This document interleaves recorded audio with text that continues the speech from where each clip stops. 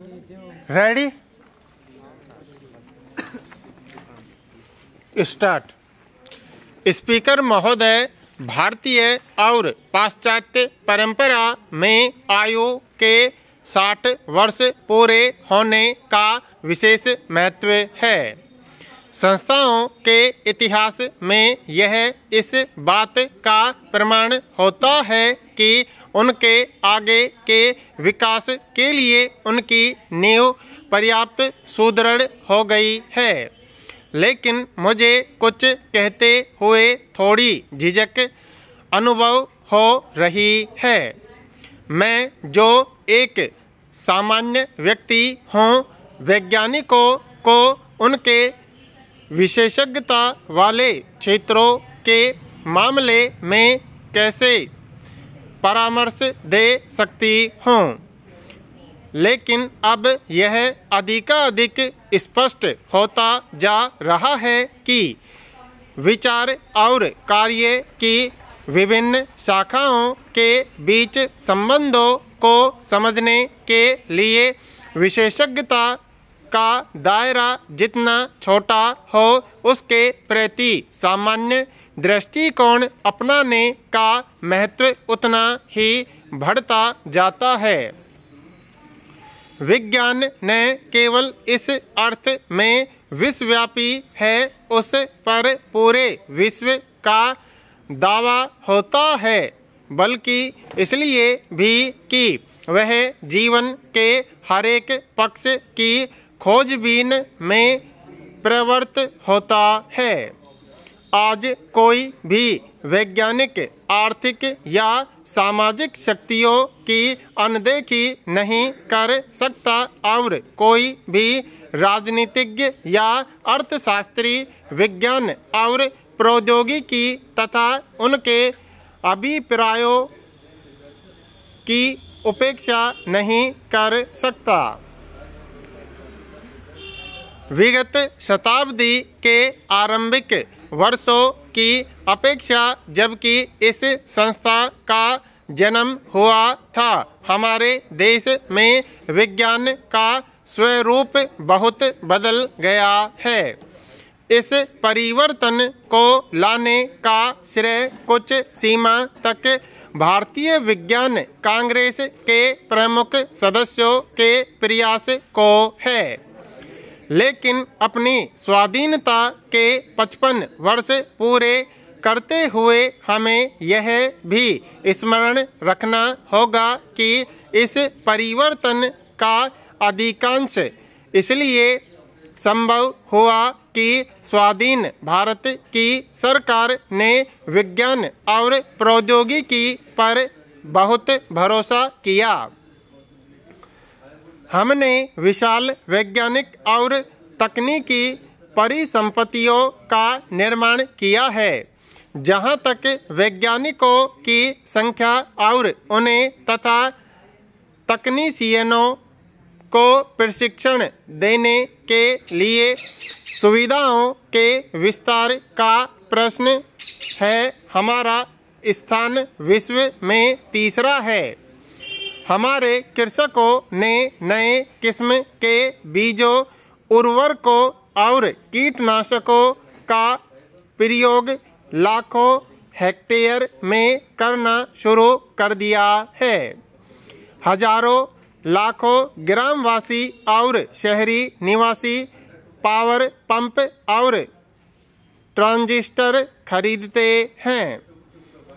हम बहुत जटिल मशीनें भी बनाने लगे हैं। हमने जितने बड़े पैमाने पर परिसंपत्तियों का निर्माण किया है और जितनी ज़्यादा दक्षताओं को प्राप्त किया है, उन पर हमें गर्व है और इनकी झलक हमें दिल्ली में राष्ट्रीय प्रदर्शनी में मिल सकती है।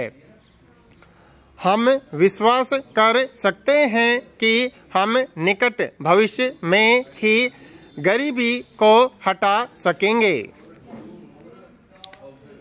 स्पीकर महोदय, हमें यह गंभीर चिंता है कि क्या विज्ञान और प्रौद्योगिकी में निवेश का लाभ राष्ट्र को समुचित परिणाम में मिल सका है, क्योंकि अनेक दिशाओं में प्रगति के बावजूद हमारे यहाँ के 5 लाख गांवों में रहने वाले 10 करोड़ परिवारों की जीवन शैली में कोई अधिक बदलाव नहीं आया है।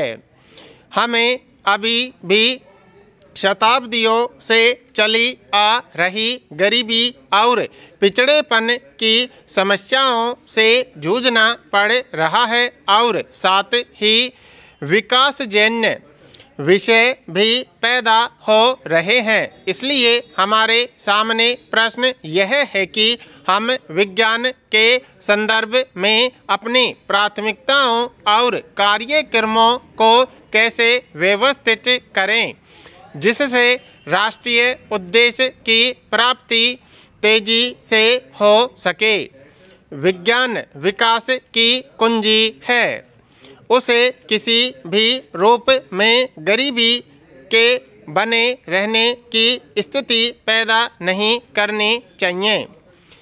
फिर भी हम देखते हैं कि जैसे जैसे उद्योगों का विस्तार होता जाता है, वैसे वैसे उच्चतर प्रशिक्षण और अधिक सूक्ष्म उपकरणों की आवश्यकता बढ़ती जाती है।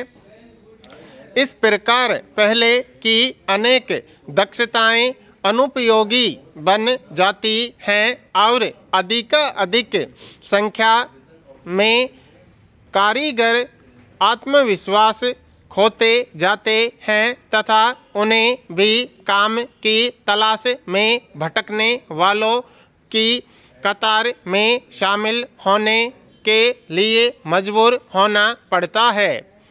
शहरों के साथ साथ गांव भी मंडी की शक्तियों पर निर्भर हो जाते हैं और उन्हें उनकी इच्छा पर काम करना पड़ता है, जो यह तय करते हैं कि कौन सी और कैसी चीज का उत्पादन होना चाहिए। वैज्ञानिक रुख की यह अपेक्षा है कि किसी समस्या के सभी पहलुओं पर विचार किया जाए, जिससे सत्य के किसी भी पक्ष की अनदेखी न होने पाए। लेकिन हम देखते हैं कि पाश्चात्य देशों के वैज्ञानिक देशों और उनकी कठिनाइयों को अपने सीमित दृष्टिकोण से ही देखते हैं। यही बात दुर्भाग्य से कुछ उन भारतीय वैज्ञानिकों के बारे में भी सही है जो विदेशों में प्रशिक्षित हुए हैं या जो पश्चिमी ग्रंथों और सिद्धांतों से अपने विचार उधार लेते हैं, लेकिन वैज्ञानिक केवल अपने सहकर्मियों के समुदाय का सदस्य ही नहीं होता, वह नागरिक भी होता है और देश के भविष्य से उसे भी लेना देना होता है। अगर अपने लिए नहीं तो अपने बच्चों के लिए वह अपने आसपास के लोगों और विश्व के प्रति अपने दायित्व से बच नहीं सकता। जनता को न्यूनतम बुनियादी आवश्यकताएं उपलब्ध कराना और वर्तमान योजना के अंत तक आत्मनिर्भरता प्राप्त करना एक दूसरे से जुड़ी हुई बातें हैं, जिनके लिए हम वचनबद्ध हैं।